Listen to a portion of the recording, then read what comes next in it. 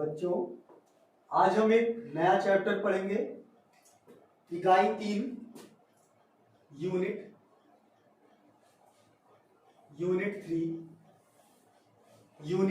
3 आदर्श gas का व्यवहार। आदर्श gas का व्यवहार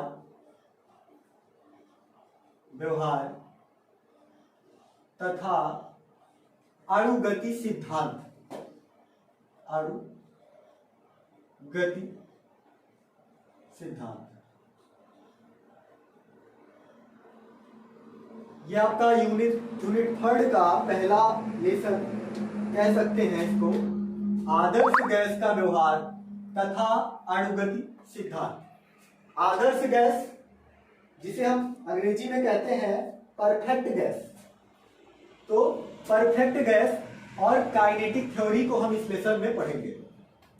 अब उससे पहले हम ये जानते हैं कि आदर्श गैस क्या है और इस चैप्टर में हम पढ़ेंगे क्या। तो पिछले चैप्टर में हमने ये देखा कि चार्ल्स ने और बायल्स ने कुछ रूल दिए, कुछ नियम बताए, लेकिन उसकी सही से व्याख्या नहीं कर पाए। तो इस चैप्टर में हम उन्हीं रूलों को यहाँ पे व्याख्यात्मक रूप से पढ़ेंगे और हम आगे उसके बारे में चर्चा करेंगे। उससे पहले हम ये देखेंगे कि ये आदर्श गैस क्या है। आदर्श गैस जिसे हम परफेक्ट गैस बोलते हैं। Perfect gas. तो आदर्श गैस क्या है और आदर्श या परफेक्ट गैस क्या है, और इसके विपरीत हो जाता है एक रियल गैस जिसे हम कहते हैं वास्तविक गैस। पहले इनके बीच में हम अंतर समझते हैं। तो रियल गैस जो है, वास्तविक गैस, यही जो हम लोग गैस जानते हैं, हाइड्रोजन, हीलियम, लिथियम, ये सब जितने भी हैं, ये सब क्या है, वास्तविक गैस है। आदर्श गैस है ही नहीं। ये आदर्श गैस जो है एक कल्पनात्मक गैस है। आदर्श गैस एक कल्पनात्मक गैस है, इसकी बस एक कल्पना मात्र की गई है। जैसे आदर्श गैस, परफेक्ट गैस। अगर एक एग्जांपल ले लें कि कोई आदमी है और उसको हम कह दें ये परफेक्ट आदमी है, तो ऐसा बहुत मुश्किल होगा कहना कि ये परफेक्ट है। परफेक्ट हम उसको बोलेंगे ना कि जिसके पास सारे गुण हो, वो सारे गुणों का पालन करता है। लेकिन ऐसा कोई मनुष्य नहीं है धरती पर जिसके अंदर सारे गुण हो, मतलब वो परफेक्ट नहीं है, उसके अंदर सारे गुण नहीं है, तो परफेक्ट नहीं है। इसी तरह से जो गैस है, आदर्श गैस हम उसको बोलेंगे। पहला, इसके लिए 3 कंडीशन है। पहला, ये चार्ल्स और बायल के नियमों का पूर्ण रूप से पालन करता है। पहला, चार्ल्स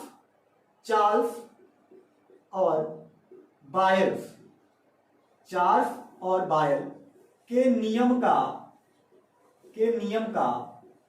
पूर्णतः पालन करता है।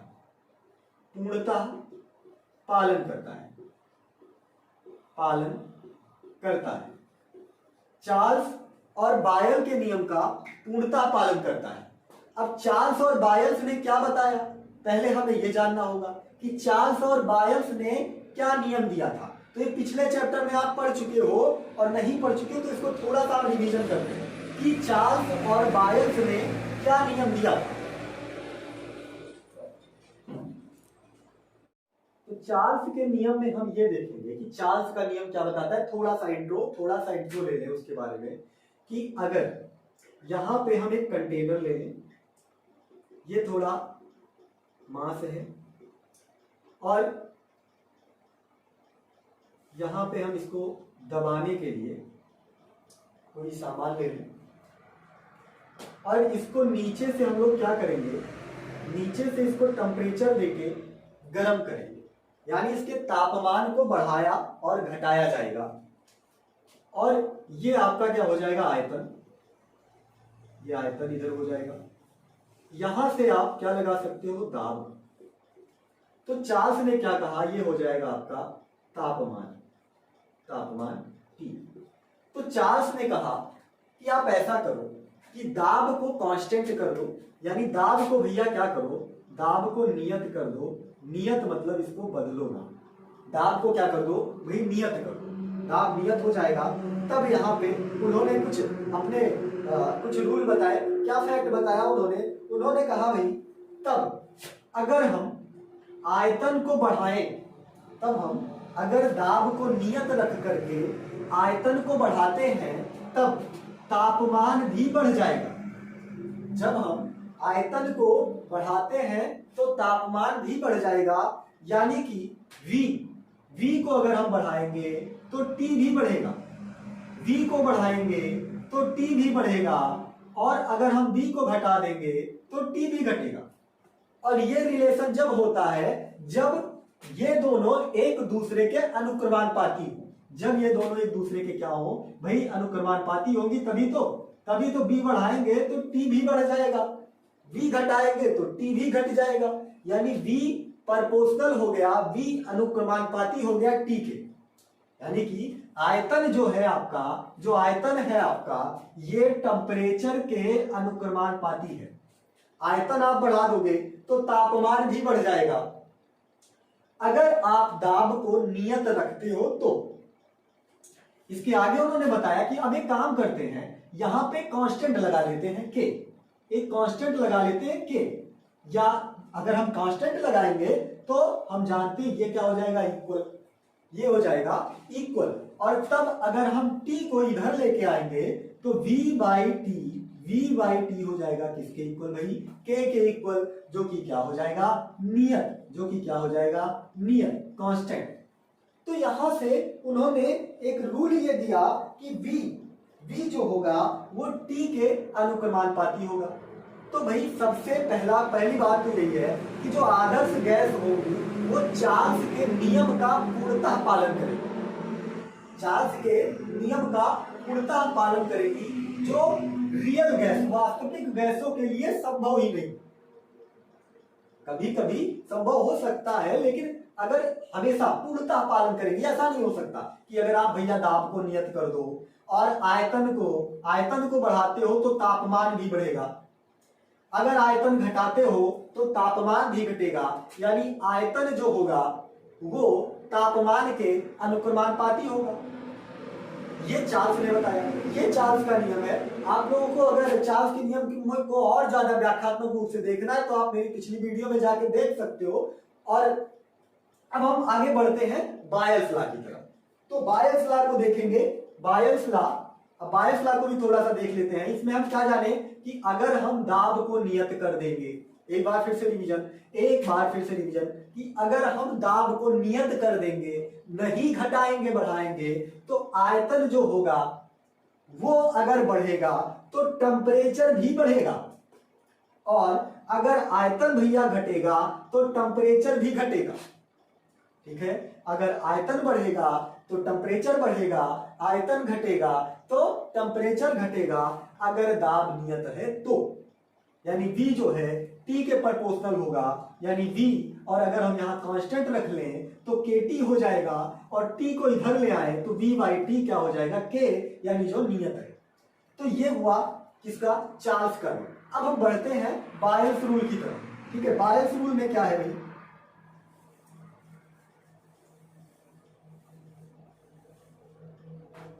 बायल्स, हमने कहा कि जो आदर्श गैसें हैं ये दोनों का पालन करेंगी, चाहे आप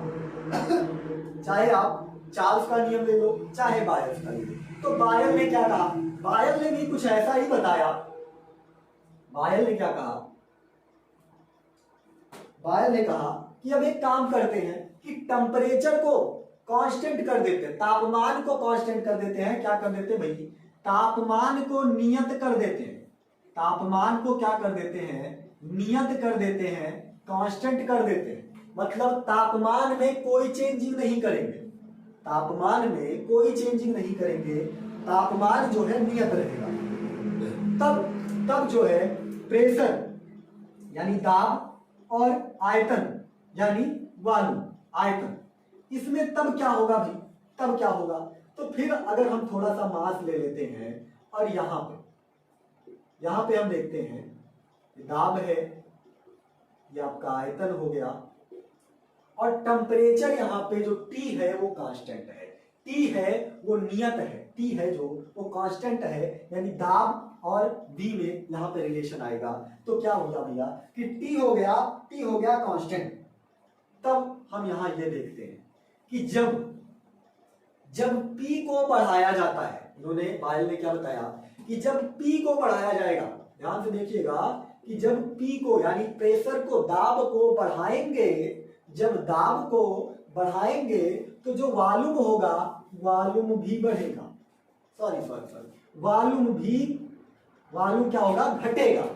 जब हम दाब को बढ़ाएंगे तो वॉल्यूम क्या होगा, घटेगा। ठीक है, वॉल्यूम क्या होगा भी, घटेगा।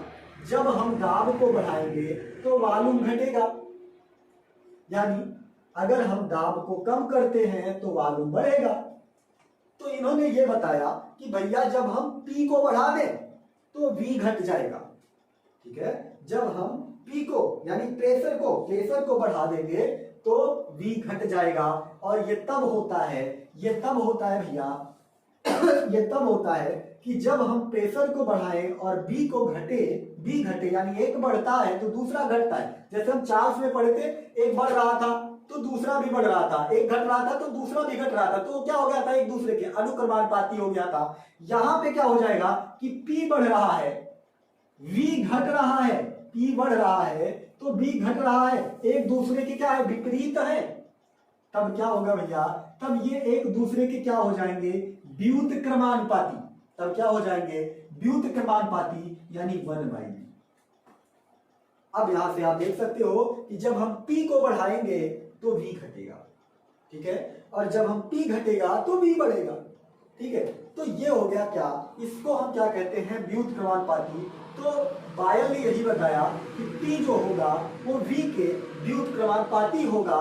कब, जब ताप नियत कर दें तब, जब हम ताप नियत कर दें तब। इसके बाद हम देखते हैं कि इन्होंने भी वही काम किया कि यहाँ पे के एक कांस्टेंट ले लिया, तो ये साइन हट के क्या हो गया, इक्वल, ये हो गया इक्वल।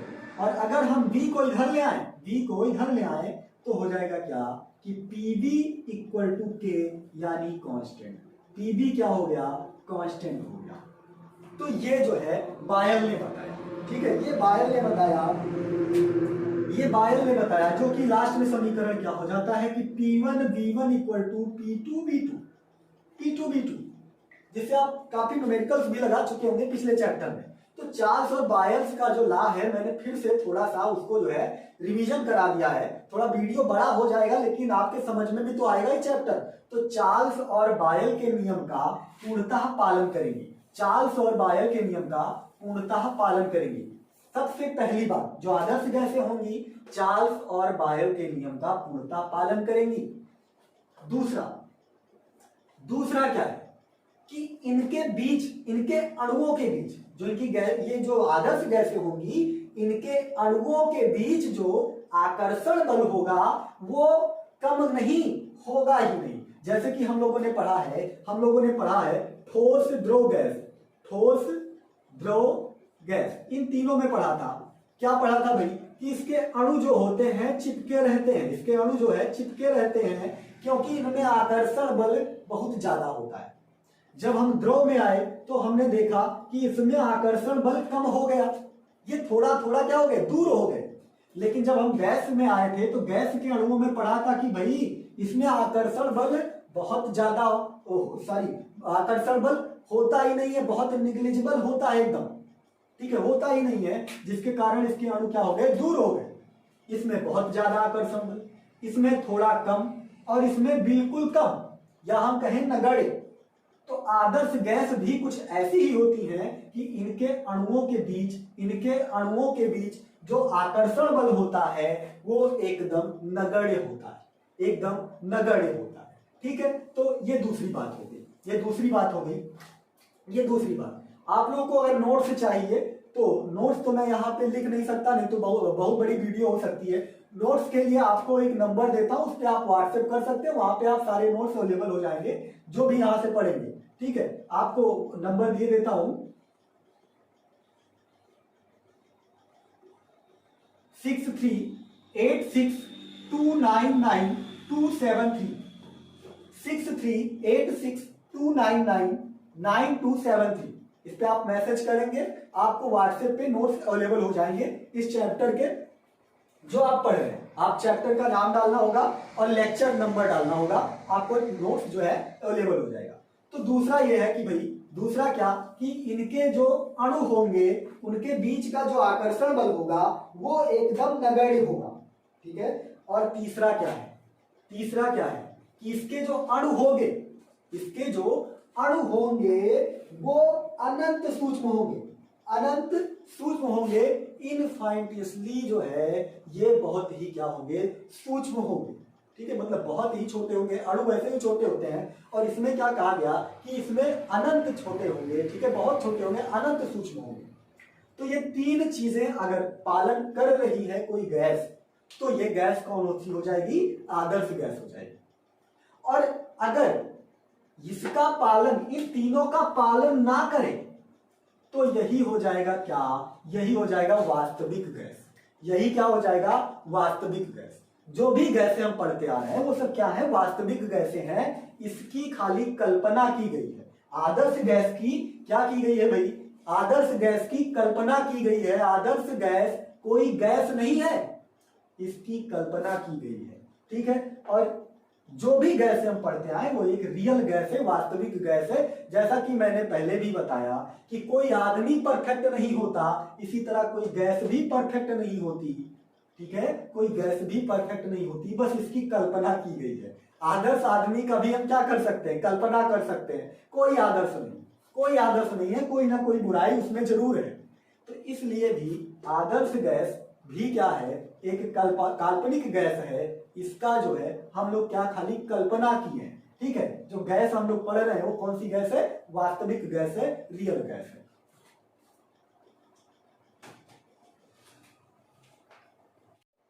अगली टॉपिक की ओर बढ़ेंगे, सेकंड। आप हेडिंग डालिएगा आदर्श गैस के अवस्था के समीकरण। आदर्श गैस के अवस्था समीकरण, इसमें तीन चीजें आएंगी, चार्ल्स लॉ और बायल्स लॉ, अभी हम पढ़ ही चुके हैं। अब यहां पे तीन चीजें क्या आएगी, पहले प्रेशर, दाब, जिसे आप पी के नाम से जानते हैं, टेम्परेचर टी, तापमान, और वी वॉल्यूम, आयतन। हम ऐसा करें कि कोई जो है गैस लेते हैं और उसका दाब पहले P1 है और बदल कर ये P2 हो जाए, टेम्परेचर T1 है ये T2 हो जाए, और वॉल्यूम जो है B1 है ये B2 हो जाए। तब हम इसको दो तरीके से जान सकते हैं।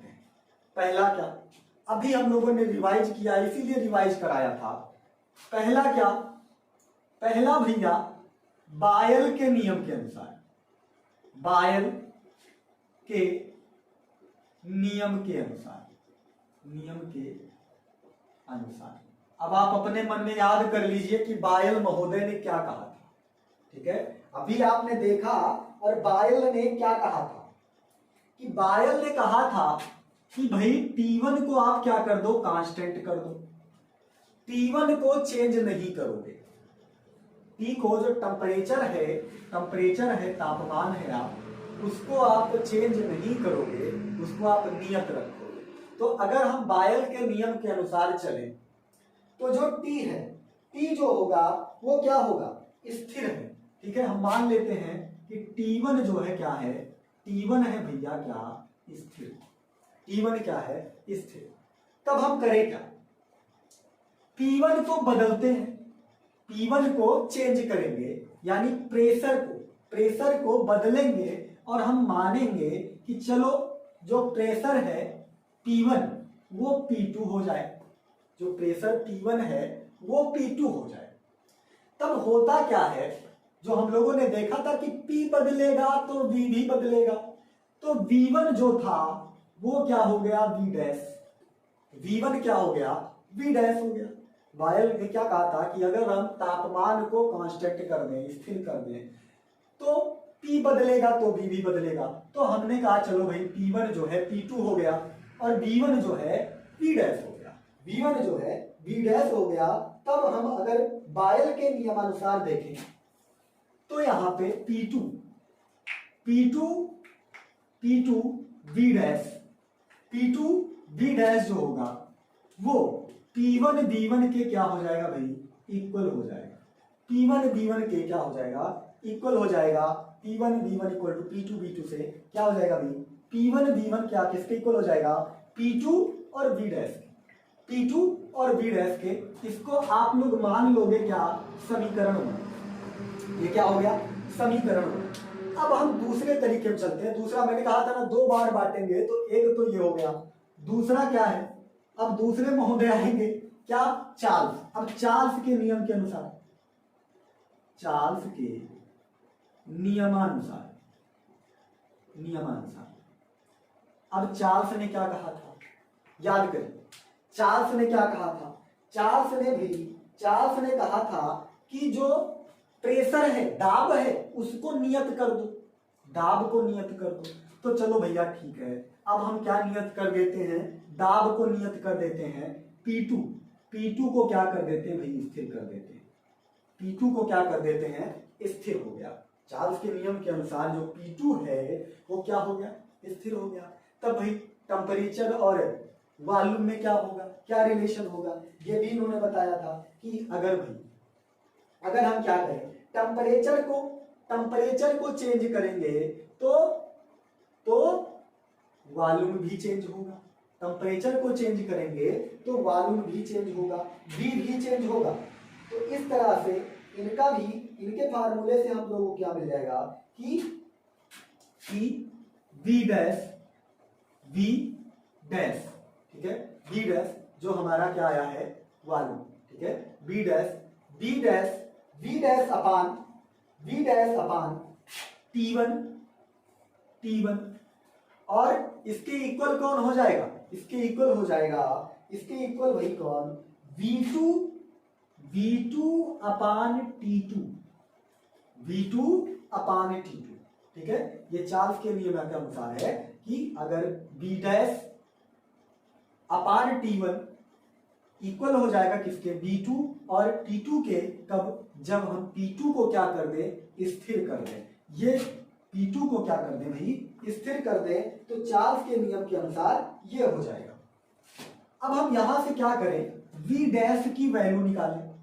तो V डैश यहां से क्या हो जाएगा, V डैश इक्वल टू, इधर T1 को आप इधर भेज दो तो क्या हो जाएगा, V2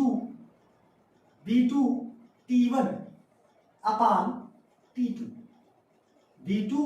T1 अपान T2, यह आपका हो गया समीकरण 2, यह आपका हो गया समीकरण 2। और यदि हम यहां से देखें, यहां ध्यान दीजिएगा थोड़ा सा, इसको थोड़ा सा हम ऊपर लिख दे रहे हैं यहाँ पे, इसी में इसको यहां बढ़ा दे रहे हैं।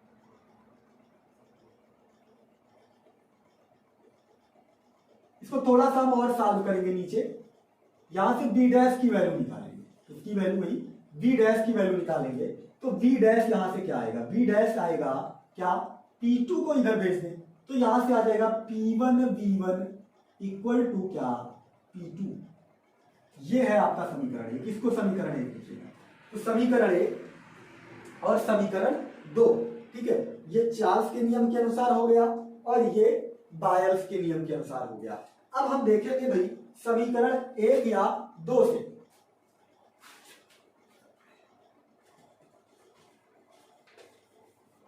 तो यहां देखेंगे समीकरण 1 व 2 से, समीकरण 1 या 2 से, समीकरण 1 या 2 से देखेंगे। ये भी V डैश की वैल्यू है, ये भी V डैश की वैल्यू है, तो ये दोनों क्या है, बराबर, ठीक है। तो हम इसको यहां लिख दे रहे हैं कि P1 V1 अपान P2 ये इक्वल हो जाएगी किसके, V2 T1 अपान T2, V2 T1 अपान T2। अब T1 को जो है हम यहां ले आए और P2 को इधर भेज दें।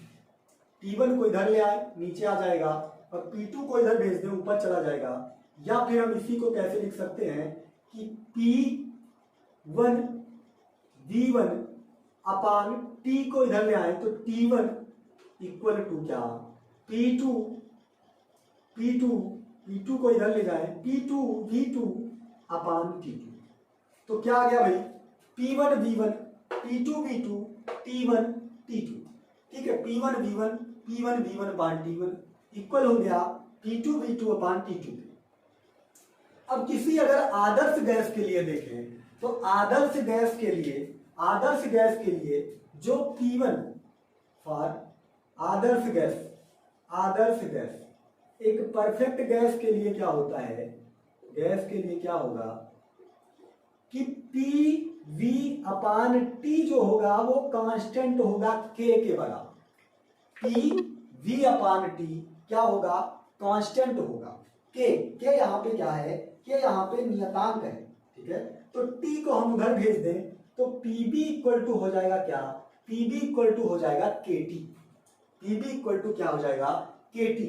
और यहाँ पे जो K है, K को अगर हम क्या कर दें कि अगर आदर्श गैस में अणुओं की संख्या n है, ठीक है, अणुओं की संख्या जो है n है, तो K को हम लिख दें स्मॉल k या NK। ठीक है, NK। ठीक है, ये n जो है ये अणुओं की संख्या है। ठीक है, तो ये हो जाएगा क्या, ये K के जगह पे क्या हो जाएगा, PB इक्वल टू NKT। ठीक है, PB इक्वल टू NKT। ठीक है, PB इक्वल टू क्या, NKT। और जो K है, इस स्मॉल k को क्या कहते हैं, तो स्मॉल k को याद रखना, इसको बोल्ट्जमैन कांस्टेंट या नियतांक कहा जाता है। बोल्ट्जमैन नियतांक कहा जाता है। ठीक है, बोल्ट्जमैन नियतांक कहा जाता है। तो फिर से एक बार रिवीजन मान लेते हैं कि बायल्स के नियम के अनुसार अगर हम देखें तो T1 को स्थिर रखा जाएगा, और चार्ल्स के नियम के अनुसार हम लोग प्रेशर यानी दाब को नियत रखते हैं। तो बाद में हमने P2 को नियत ले लिया था। तो P1 जो है अगर हम P2 बदल दें तो B1 और B' भी बदल जाएगा। तो P2, अब इसके नियम के अनुसार हम देखें भाई क्या है, इसका नियम यही तो है ना कि P2 और B' यानी P2 और B' जो बदल क्या है, और उसके कौन इक्वल होगा भाई, P1 V1। तो यहां से अगर हम B' निकालें तो P1 V1 अपान P2 हो जाएगा। और वही बात यहां पे हम देखें तो इन्होंने क्या रूल बताया था, कि भैया V1 upon T1 equal to V2 upon T2, यही तो बताया था। यहाँ पे भी हमने ये रूल लगा लिया, तो क्या हो गया कि B' अपान T1, अब B' हो गया था ना यहाँ पे, तो B' अपान T1 इक्वल हो गया किसके, B2 और अपान T2 के। तो B' यहां से निकला, B' हमने इसको जो है T1 को उधर भेज दिया, B2 T1 अपान T2 हो गया। फिर समीकरण 1 या 2 में हमने देखा कि B' यहां से देखा तो B1 V1 अपान P2 इक्वल हो गया B2 T1 अपान T2। T1 को हमने यहाँ कर दिया, P2 को उधर भेज दिया, तो क्या आ गया T1 V1 अपान T1 इक्वल है P2 V2 अपान T2 के। और तब आदर्श गैस के लिए कुछ जो PV अपान T है वो क्या है, कांस्टेंट है। और अगर यहाँ पे हम लोग K को कांस्टेंट मान लें और हम ले लें कि जो अणुओं की संख्या है n है, तो यहाँ पे K को n और स्मॉल k से मान लें, जो कि K क्या है, ये बोल्ट्जमैन कांस्टेंट है। तो यहाँ से PB इक्वल टू क्या हो जाएगा, PB इक्वल टू हो जाएगा NKT। PB इक्वल टू क्या हो जाएगा, NKT। चलो आगे बढ़े, PB इक्वल टू क्या हो जाएगा, NKT। तो यहाँ पे हमने निकाल लिया कि PB इक्वल टू NKT। अगर P प्रेशर, V और T ये तीनों अगर समान है तो N भी सभी गैसों के लिए समान होगा, N भी सभी गैसों के लिए समान होगा। और इसी को हम कहते हैं आवोगाद्रो की परिकल्पना। अवोगाद्रो की परिकल्पना। उन्होंने यही तो कल्पना की थी कि PVT अगर समान है तो N भी समान होगा, अणुओं की जो संख्या होगी वो भी क्या होगी, समान होगी। ठीक है, तो यहां से हम आगे बढ़ते हैं। अब हम बात करते हैं कि अगर म्यू मोल आदर्श गैस के लिए समीकरण को लिखा जाए तो क्या होगा। म्यू मोल आदर्श गैस के लिए यहां पे हमने दे दिया कितना भैया, तो म्यू मोल। ठीक है, म्यू मोल आदर्श गैस के लिए ये समीकरण हो जाएगा PB equal to mu R T. PB equal to mu R T, ये किसके लिए भाई, म्यू मोल आदर्श गैस के लिए ये समीकरण हो जाएगा। ठीक है, अब यहां से अगर हम मान ले कि म्यू जो है वो कितना है, वो 1 मोल है। ठीक है, म्यू जो है वो 1 मोल है। तो यहां से पीबी जो होगा, म्यू जब 1 हो जाएगा तो पीबी इक्वल टू क्या हो जाएगा, RT. PB equal to RT, और तब आर की वैल्यू हो जाएगी पीबी बाई टी। आर की वैल्यू क्या हो जाएगी, पीबी बाई टी। आर की वैल्यू क्या हो जाएगी भाई, पीबी बाई टी। ठीक है, पीबी बाई टी। तो म्यू मोल आदर्श गैस के लिए PB equal to mu R T. अगर म्यू की वैल्यू हम 1 मोल ले लें तो पीबी हो जाएगा आरटी के इक्वल, और तब आर क्या हो जाएगा, पीबी बाई टी। ठीक है, पीबी बाई टी। अब अगर हम आर का विमीय सूत्र कहीं नोट कर लीजिएगा, आर का विमीय सूत्र, आर का विमीय सूत्र। ठीक है, तो आर का विमीय सूत्र क्या होगा और मात्रक क्या होगा, दोनों चीज यहां पे देखेंगे कि मात्रक क्या होगा और विमीय सूत्र क्या होगा। तो भाई मात्रक होगा क्या, पहले यहां देखेंगे दाब का मात्रक। तो दाब का मात्रक क्या है, दाब का मात्रक है newton metre square. Newton metre square. अगर हम V का देखें तो ये मीटर स्क्वायर, और नीचे जो है टेम्परेचर, तो इसको हम मोल के लिख सकते हैं, मोल के। ठीक है, मोल के। तो यहां से इसका मात्रक क्या निकल जाएगा भाई, मात्रक निकल जाएगा क्या, न्यूटन मीटर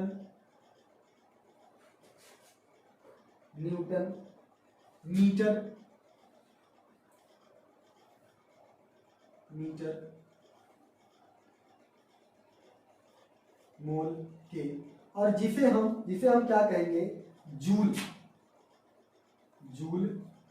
पर मोल। ठीक है, और अगर हम बीमा की बात करें, आर की जो बीमा होगी वो क्या होगी, तो यम यल 2, और टी हो जाएगा नीचे, टी माइनस 2 और थीटा -1। ये हो जाएगा आर का विमीय सूत्र। ठीक है, तो मात्रक हो गया, इसका विमीय सूत्र हो गया। ठीक है, अब हम देखेंगे, अब आज के लेक्चर में इतना ही। इसके आगे इसमें अभी कुछ थोड़ा सा बचा हुआ है जिसको हम अगले लेक्चर में कंप्लीट करेंगे। और आप लोगों से आग्रह भी है कि अगर आपको अच्छा लग रहा हो पढ़ाना मेरा, तो आप जो है सब्सक्राइब भी कर सकते हो, लाइक भी कर सकते हो। सारा कंप्लीट करना है, की बार सारा कंप्लीट करना है। तो यहाँ पे जो है अगर आपको नोट्स भी चाहिए, क्योंकि यहाँ पे नोट्स बनवाना ये तो मुमकिन है नहीं, क्योंकि इतने में ही वीडियो काफी लंबा हो जा रहा है। तो नोट्स अगर आपको चाहिए हो तो नोट्स के लिए आपको मैंने पहले भी दे चुका है 63 86 299 और 273, यानी 6386299273 पर आप क्या करेंगे, व्हाट्सएप करेंगे। आप जो है व्हाट्सएप करेंगे, कॉल बिल्कुल मत करिएगा, आप जो है व्हाट्सएप करिएगा। और आप जो है लेक्चर का नाम जो कि वीडियो में दिया रहेगा, लेक्चर का नाम लेक्चर 1 है तो लेक्चर 1, और कौन सा भी लेसन है, लेसन का नाम लेसन का नाम, लेक्चर का नाम, और जो है नाम नहीं नंबर, ठीक है, नंबर लिखना होगा आपको, आसान भी रहेगा। लेक्चर नंबर कौन सा, लेसन कौन सा, ये बात आप लिखोगे और फिर आपको जो है उसके नोट्स अवेलेबल करा दिए जाएंगे। इसलिए जो है आप लोग जो है इस नंबर को नोट कर लीजिए और इस पे आप जो है आप हमको जो है व्हाट्सएप कर सकते हैं, जिससे आपको नोट्स मिल जाएगा। और इस बार जो है पूरा लेके चला जाएगा, इस बार जो है कोई भी टॉपिक छोड़ी नहीं जाएगी। आप जो है बस हमारे वीडियो को निरंतर देखते रहिएगा और हमारे जो है व्हाट्सएप से नोट्स लीजिएगा लेक्चर पढ़ने के बाद, और फिर उसको नोट करिएगा अपनी कॉपी किताब में और उसको निरंतर रिवाइज करिएगा। और इसके बाद जो है आपका मार्क्स भी अच्छा आएगा और आपको जानकारी भी अच्छा मिलेगा। जो है ये हम चाहते हैं कि हम जो है बच्चों को ये जानकारी दे पाए, इसलिए जो है आप लोग जो है थैंक यू।